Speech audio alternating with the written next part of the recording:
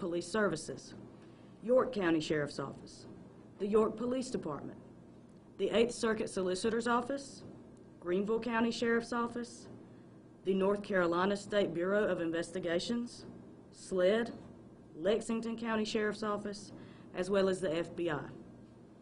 For media members, at the end of this press conference, I will have hard copy press releases for everyone. Sheriff Reynolds will now address the media. At the conclusion, the sheriff is willing to answer a few questions, but please keep in mind that this is an ongoing investigation, so the information we can release at this time is very limited.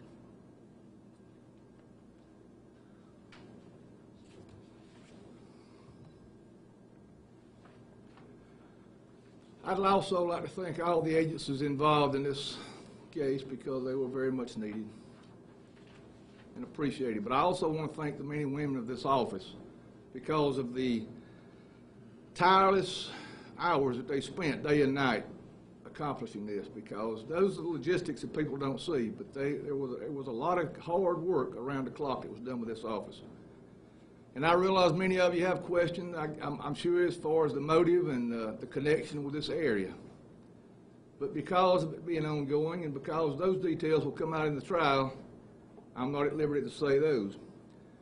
But the one thing I can share with you is this murder was orchestrated through prison. The guy that orchestrated it is currently serving a 30-year sentence. This was only accomplished by the gangs having access to contraband telephones. One life too many is a tragedy. This young lady's death is a complete tragedy and obviously one too many. I hope this tragedy brings to light the seriousness of this issue. Contraband cell phones are not only dangerous to the public, they're dangerous to the other inmates in some cases, but mainly what my concern is, the officers that are there to protect them and keep them housed. It puts all people at risk. Contraband cell phones. A quick, if you could go on and search this, they put a correctional staff at risk. In 2010, Captain Robert Johnson, now retired from the South Carolina Department of Corrections, was shot numerous times in his home as a result of an assassination attempt. A quick Google search of this case will show how much contraband cell phones played a role in orchestrating the shooting of Captain Johnson.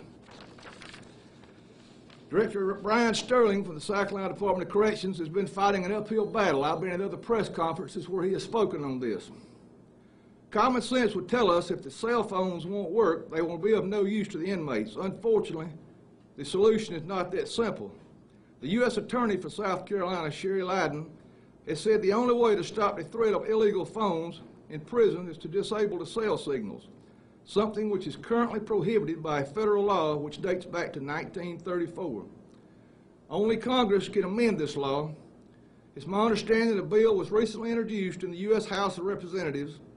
Arkansas Senator Tom Cotton and South Carolina Senator Lindsey Graham have introduced legislation in the U.S. Senate that would help change current law regarding this. Their bill is titled the Cell Phone Jamming Reform Act. I can't help but think if this bill had already been enacted that Ms. Dodge would not have met this end. I want to publicly offer my appreciation and support to Director Brian Sterling and Senator Lindsey Graham and Senator Cotton and anyone else who is pushing for legislation to help jam these signals out of prison. The people behind these walls are not law-abiding citizens. They're there for a reason. A majority of them are violent and extremely dangerous. We need to do everything in our power to help stop this. Because by not stopping it, we're enabling them. And when these people are put behind these walls because of their actions, they should not be enabled to continue, as in this case, the hideous operation that they're conducting.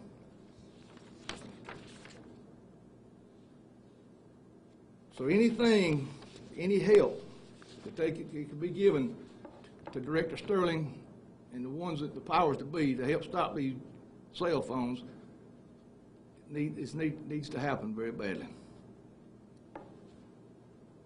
So if any of y'all have any questions or whatever, I'll make an answer. What are some ways that these phones are getting into the jail?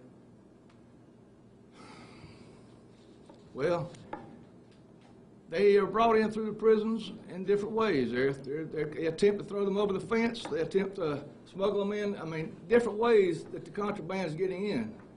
That is, the throwing over or smuggling them into the system is something that has to be aggressively stopped. But it's, you know, it just absolutely boggles my mind that this is enabled, that they don't jam these signals.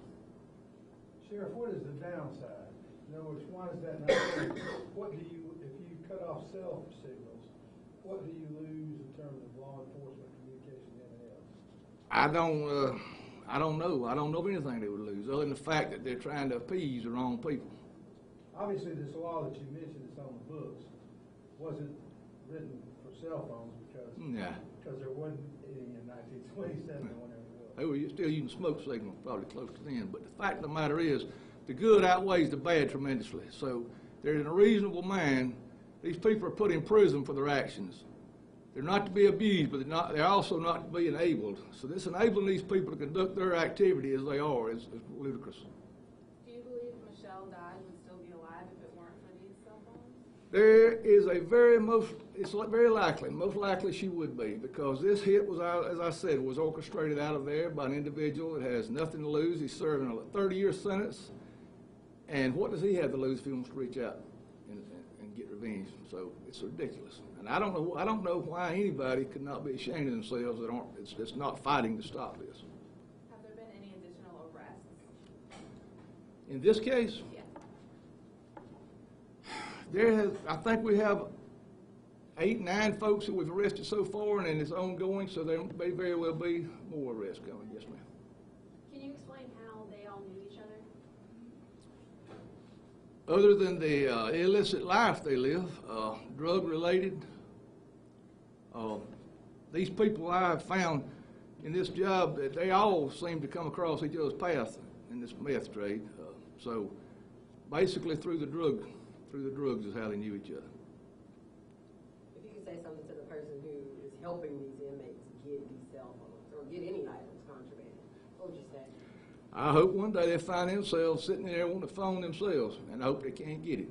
That's what I hope. All of them. Anybody that's connected with this case, connected with these cell phones going into these prisons, these people that have no value on life, I hope they all go to jail. How were you able to find out that cell phones played a part in this investigation? What led to that?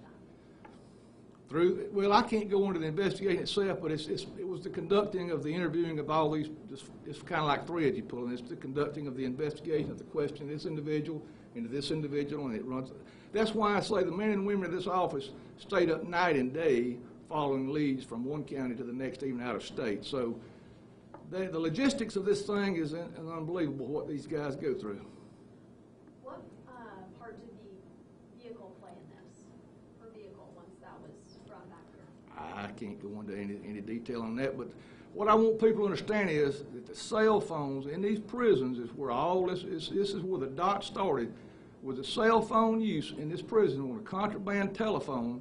Had it not been for that, this could maybe have probably never been orchestrated and started in motion.